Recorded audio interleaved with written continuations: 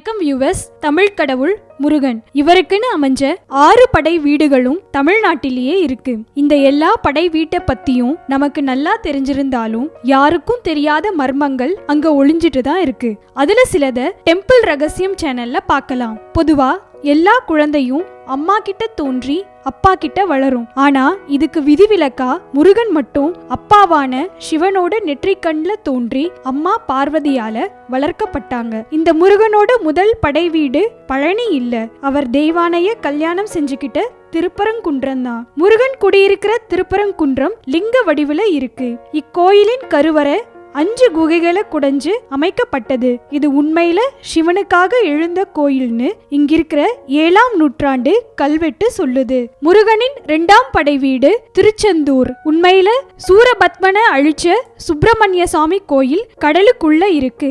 இது சுனாமியால அழிஞ்சதால அதே மாதிரியான மூலவரை செஞ்சு நாம திருச்செந்தூர்ல வழிபடுறோம். இந்த கோயில்ல மட்டும்தான் 4 உற்சவர்கள் இருக்கு. முருகனோட அறுபடை வீடுகள்ல இது ஒண்ணுதான் கடற்கரை கோயில்னு பெரும்பாலானவங்க நினைச்சாலும் திருச்செந்தூரும் மலை கோயில் தான். சந்தன மலை மேல இக்கோயில் அமைஞ்சிருக்கு. இம்மலையும் கடலுக்குள்ள போயிடுச்சு. கடலுக்கு பக்கம் இருந்தாலும் இக்கோயிலின் நாழி கிணறு தீர்த்தம் இனிப்பு சுவை கொண்டதா இருக்கு. முருகனின் 3ஆம் படை வீடு பழனி அடிவாரத்துல இருக்க திருவாவினன் குடிதான். இதுக்கு நக்கீரரோட திருமுருகாற்று படையில ஆதாரம் இருக்கு.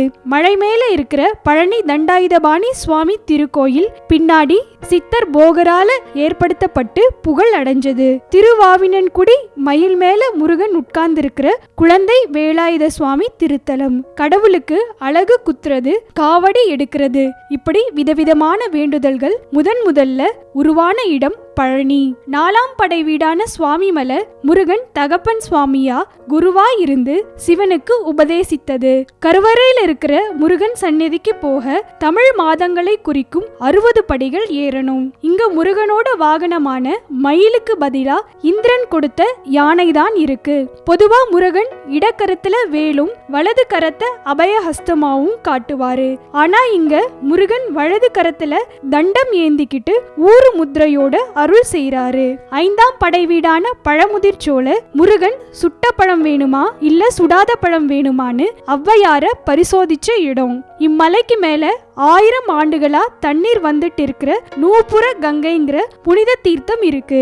ஆரம்ப காலத்துல இங்க வேலை மட்டும்தான் வச்சு வழிபட்டாங்க. பின்னாடிதான் வள்ளி தேவானையோட முருகன் சிலை செஞ்சு பிரதிஷ்டை ஆச்சு. இப்பவும் அந்த வேல் கருவறையில இருக்கு. இது முருகன் குடும்ப சகிதமா வள்ளி தேவானையோட இருக்கிற ஒரே கோயில்.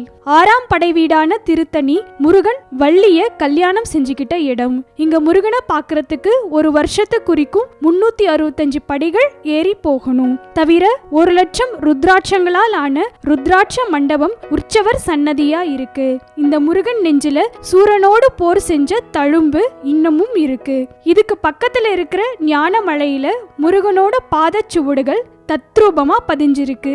இது வள்ளி மலையிலிருந்து வள்ளிய முருகன் திருத்தணிக்கு கூட்டிட்டு வரும்போது இலைப்பாறுதலுக்காக தங்குன இடம். முருகனோட தெரிந்த படை வீடுகள், தெரியாத மர்மங்கள்னு நாம பார்த்த இவ்வளவும் ரொம்ப கொஞ்சம்தான். இன்னும் எத்தனையோ மகிமைகள் மனுஷ கண்ணுக்கு தெரியாம முருகன் மறைச்சும் வச்சிருக்காரு. இந்த வீடியோ உங்களுக்கு பிடிச்சிருந்தா ஷேர் பண்ணுங்க, லைக் பண்ணுங்க. இன்னும் இந்த மாதிரி கோயில் சம்பந்தமான உண்மைகளை தெரிஞ்சுக்க மறக்காம டெம்பிள் ரகசியம் சேனலை சப்ஸ்கிரைப் பண்ணுங்க.